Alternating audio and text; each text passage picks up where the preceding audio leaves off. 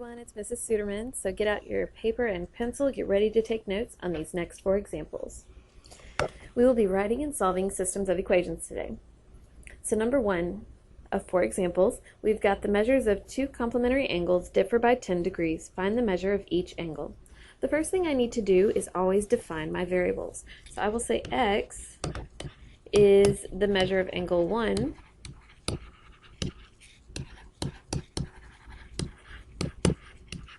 and I'll say y is the measure of angle 2.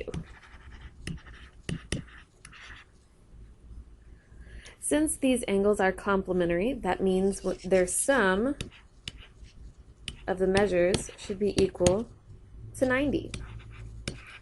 We also know that the difference is 10 degrees, so it doesn't matter which one is first because we haven't defined one as larger or smaller. We just know that their difference is equal to 10.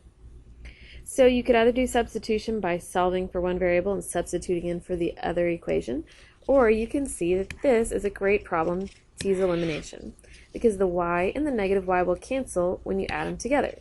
So then you'll get 2x equals 100, therefore x equals 50. So there's the measure of angle 1. And because we know that the two angles added together must equal 90 and the first angle is equal to 50, that means the second angle must be equal to 40.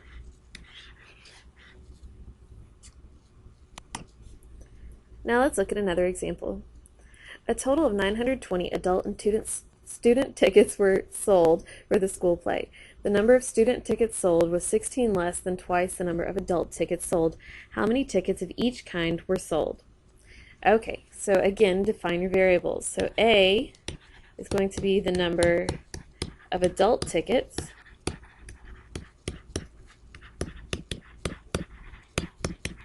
and S is going to be the number of student tickets.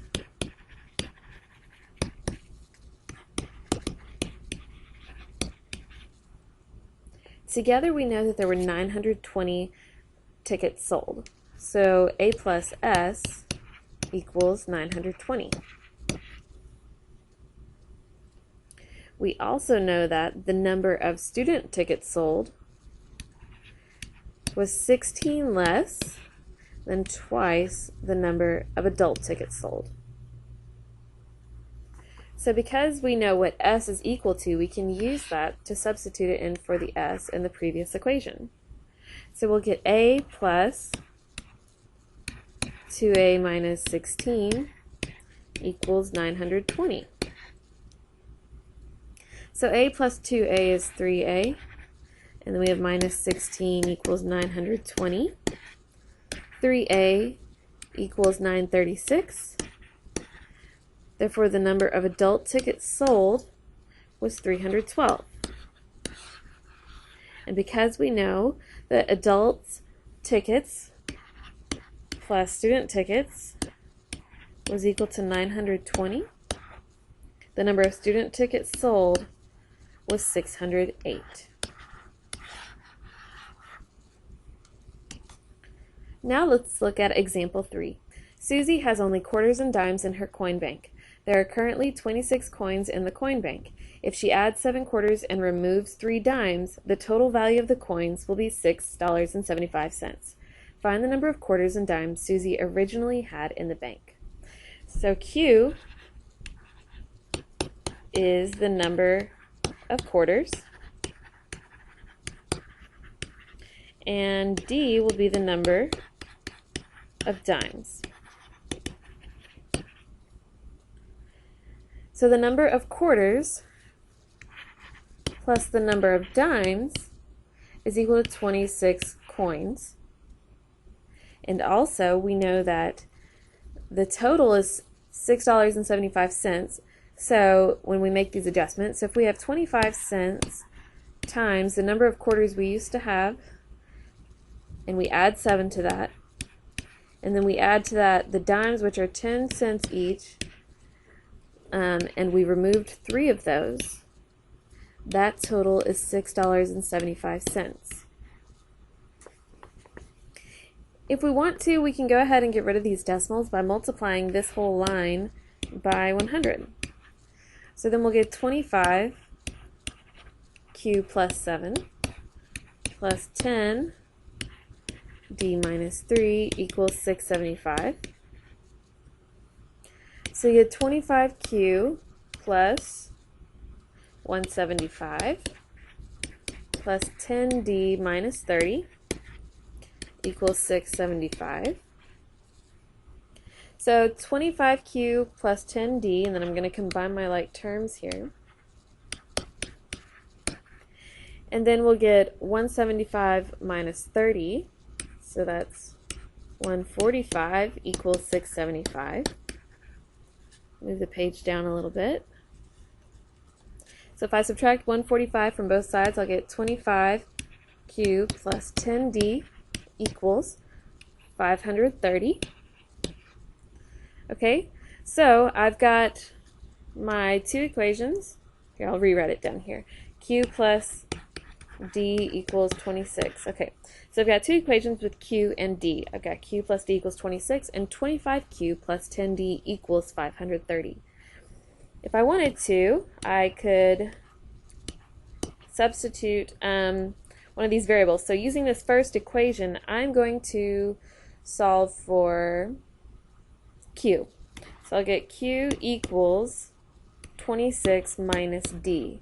Now I'm going to substitute that in for my other equation. So I've got 25 times 26 minus d, which was equal to q, plus 10d equals 530. Distribute that 25, I get 650 minus 25, 25d, sorry, that looks horrible, let's erase that. Okay, let's try that again.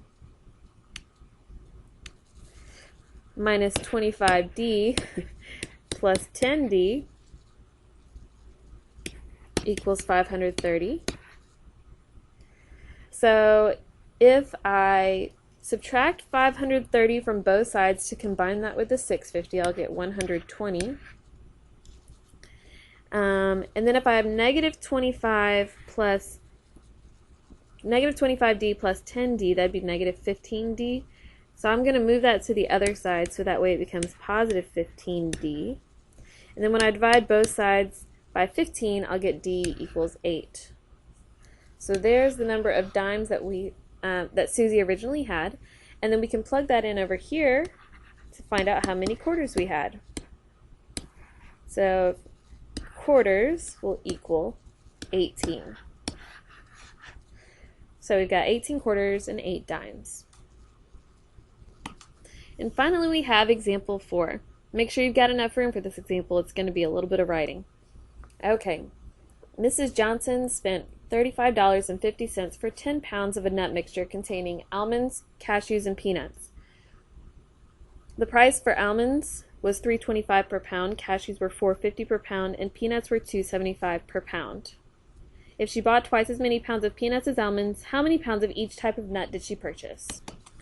So first, again, we need to define the variables. A is going to be the number of pounds of almonds, C the number of pounds of cashews, and P will be the number of pounds of peanuts.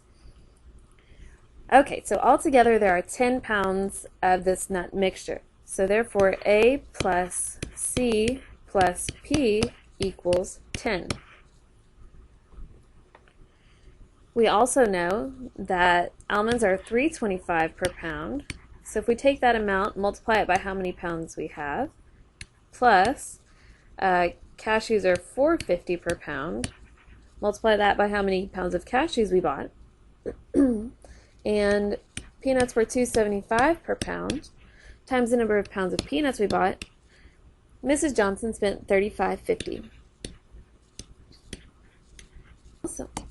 We also know that the number of pounds of peanuts bought was twice as many as the number of almonds. Okay, so since we were told what P was equal to, we can go ahead and substitute that 2A in wherever we had a P in the other two equations. So now instead of A plus C plus P equals 10, we're going to get A plus C plus 2A equals 10. So 3A plus C equals 10. And in the other equation, we'll get 325A plus 4.5C plus 275 times 2A equals 3550. I'm going to distribute this 275 and I'm going to multiply it by that 2A. So I will get 3.25A plus 4.5C plus 5.5A equal to 3550. Combine my like terms here. So I will get 875 times A plus 4.5C equal to 3550. And I can now see that I have a 3A plus C equals 10 and 8.75A plus 4.5C equals 35.5. Two equations with A and C. So what I'm going to do is take this first equation and solve for C. So I'll get C equals negative 3A plus 10. I'm going to substitute that in for my C in this other equation. So I'll get 8.75A plus 4.5 times 3A plus 10, negative 3A plus 10 equals 3550. Then distribute this 4.5. I'll get, let me move this down a little bit, 8.75A minus 13.5A plus 45 equals 35.5. And then if I combine my like terms of A here, I get negative 4.75A. And when I subtract the 45 from both sides, I'll get negative 9.5. Divide both sides by negative 4.75 and you get A equals 2. So it took a long time to get that first variable, but it won't take as long to get the rest, I promise. Okay, so we can solve, we have one of two choices here. We can plug A in to get C or A in to get P, or you could just do both. But remember that we know that the number of peanuts is equal to 2 times A. Therefore, the number of peanuts is equal to 2 times 2. So the number of peanuts is equal to 4. And then finally, we know that the total number of pounds bought should be 10 pounds. So if we've got 4 for the peanuts, 2 for the almonds,